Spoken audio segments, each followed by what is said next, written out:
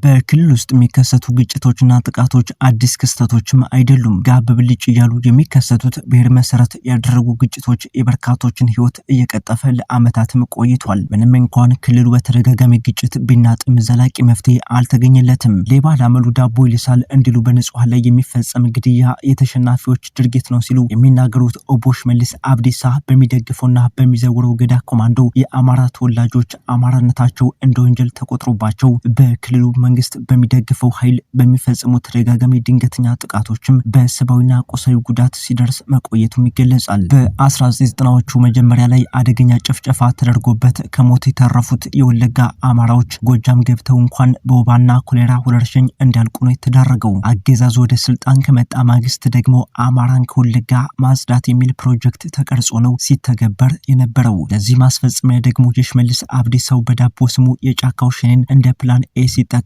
ቆይተዋል። በዚህም አማራዎች ተጨፍጭፈዋል፣ ሚሊዮን አማራዎችም ተፈናቅለዋል። በዚህ ኃይል ብቻ ፕሮጀክቱ ያልተሳካለት አገዛዙ አሁን ደግሞ ፕላን ቢ ያለውንና በአማራ ጥላቻ ተወልዶ ያደገው የሰራዊቱ ጠባቂ በነሱ አጠራር ጋቸና ሲርና ገዳ ኮማንዶ ከመላው ኦሮሚያ ተሰባስበው ሆሮ ጉድሩና ምስራቅ ወለጋ ዞን ገብቶ ህዝቡ ላይ በየቀኑ ጭፍጨፋ እያደረገም ይገኛል። ከቀናት በፊት እንኳን አንድ ዓለም አቀፍ ሚዲያ ይዞት የወጣውን ዘገባ በዋቢነት ማንሳት ግድ ይላል። በኦሮሚያ ክልል ምስራቅ ወለጋ ዞን ጊዳ አያና ወረዳ በኦሮሚያ ልዩ ኃይል ወይም ገዳ ኮማንድ ኃይል በተፈጸመ ድንገተኛ ጥቃት 19 ሰዎች ሲገደሉ በመቶዎች የሚቆጠሩ ቤቶች ደግሞ መቃጠላቸውንና መዘረፋቸውን የአካባቢው ነዋሪዎች ዋቢ አድርጎ ዓለም አቀፉ ሚዲያ ቢቢሲ ይዞት በወጣው ዘገባም አስነብቧል። ምናልባትም ቢቢሲ ይህን ብቻ ዘገባ ይዞት ወጣ እንጂ በክልሉ የተለያዩ አካባቢዎች አማራ ማንነታቸው እንደ ወንጀል ተቆጥሮባቸው የሚገደሉ ዜጎች ቁጥር ከዚህ ግባ የሚባል አይነትም አይደለም። የአራት ኪሎ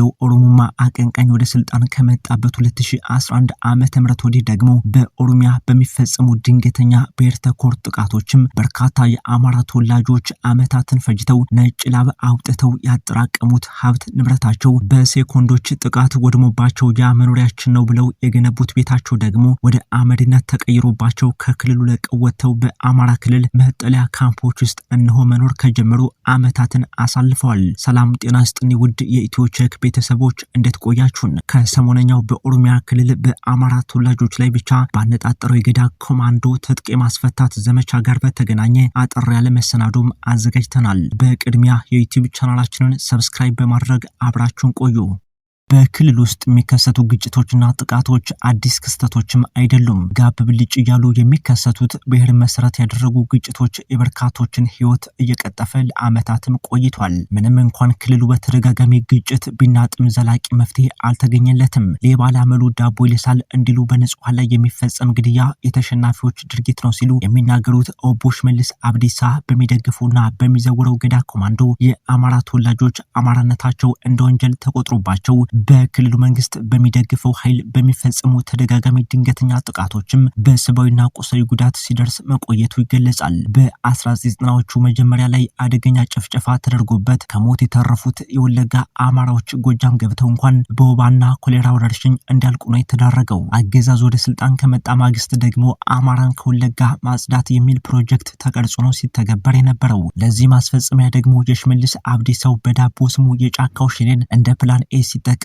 ቆይተዋል። በዚህም አማራዎች ተጨፍጭፈዋል፣ ሚሊዮን አማራዎችም ተፈናቅለዋል። በዚህ ኃይል ብቻ ፕሮጀክቱ ያልተሳካለት አገዛዙ አሁን ደግሞ ፕላን ቢ ያለውንና በአማራ ጥላቻ ተወልዶ ያደገውን የክልሉ ልዩ ኃይል ፖሊስ የሰራዊቱ ጠባቂ በነሱ አጠራር ጋቸና ሲርና ገዳ ኮማንዶ ከመላው ኦሮሚያ ተሰባስበው ሆሮ ጉድሩና ምስራቅ ወለጋ ዞን ገብቶ ህዝቡ ላይ በየቀኑ ጭፍጨፋም እያደረገ ይገኛል። ከቀናት በፊት ደግሞ አንድ ዓለም አቀፍ ሚዲያ ይዞት የወጣውን ዘገባ በዋቢነት ማንሳት ግድ ይላል። በኦሮሚያ ክልል ምስራቅ ወለጋ ዞን ጊዳ አያና ወረዳ በኦሮሚያ ልዩ ኃይል ወይም ገዳ ኮማንዶ ኃይል በተፈጸመ ድንገተኛ ጥቃትም 19 ሰዎች ሲገደሉ በመቶዎች የሚቆጠሩ ቤቶች ደግሞ መቃጠላቸውንና መዘረፋቸውን የአካባቢው ነዋሪዎች ዋቢ አድርጎ ዓለም አቀፉ ሚዲያም ዘግቧል። ምናልባትም ቢቢሲ ይህን ብቻ ዘገባ ይዞት ወጣ እንጂ በክልሉ የተለያዩ አካባቢዎች አማራ ማንነታቸው እንደ ወንጀል ተቆጥሮባቸው የሚገደሉ ዜጎች ቁጥር ከዚህ ግባ የሚባል አይነትም አይደለም። የአራት ኪሎ ኦሮሞማ አቀንቃኝ ወደ ስልጣን ከመጣ 2011 ዓመተ ምህረት ወዲህ በኦሮሚያ በሚፈጸሙ ድንገተኛ ብሔር ተኮር ጥቃቶችም በርካታ የአማራ ተወላጆች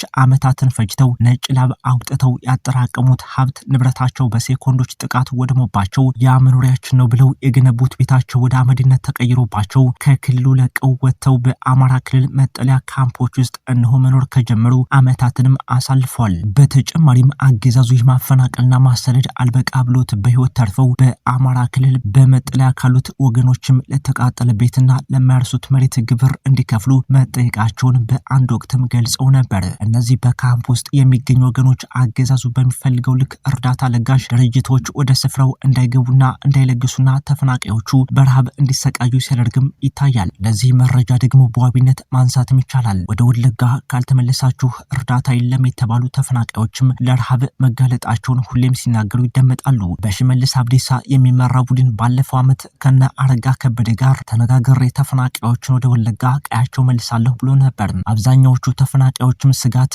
አለን በሚል ይህንን ባይቀበሉም ጥቂቶች በግዳጅ ወደ ወለጋ ተመልሰው የነበረ ቢሆንም አካባቢው ሰላም አይደለም በሚል እንደገና ወደ አማራ ክልል መመለሳቸውም ይታወቃል። እነ ሽመልስ ወለጋ ሰላም ነው የሚል የሐሰት ወሬ ቢያሰራጩም ተፈናቃዮቹ ግን በዚህ ላይ አሁንም ስጋት መኖሩን ይገልጻሉ። ኦቦ ሽመልስ አብዲሳ ብሔርተኝነት ናላቸውን አዙሯቸው በኦሮሚያ ክልል የሚኖሩ የአማራ ተወላጆችን አሁን ከክልሉ ነቅለን ለማስወጣት የማይፈነቅሉትና ያልሞከሩት ነገር የለም። ከሰሞኑ አንድ ወታደራዊ ዜና ምንጭ ይዞት በወጣው ዘገባ የኦሮሚያ ክልል መንግስት 12 ኮንቴነር የጦር መሳሪያ ግዢ መፈጸሙን ለመረጃው ቅርበት ያላቸው ምንጮችም ገልጸዋል። የክልሉ መንግስት የጦር መሳሪያ ግዢውን ከፈጸመ በኋላ ከጅቡቲ ወደብ በመረከብ በያዝነው የታህሳስ ወር አጋማሽ በተሳቢ መኪኖች አጓጉዞ ወደ ክልሉ እንዲገባ ማድረጉን መረጃውን ያደረሱት ምንጮችም አያይዘው ጠቁሟል። የጦር መሳሪያ ግዢው ከተፈጸመ በኋላ በ12 ኮንቴነሮች ተጭኖ በኦሮሚያ ልዩ ኃይልና በመከላከያ ሰራዊት አባላትም ታጅቦ ወደ ኢትዮጵያ እንዲገባና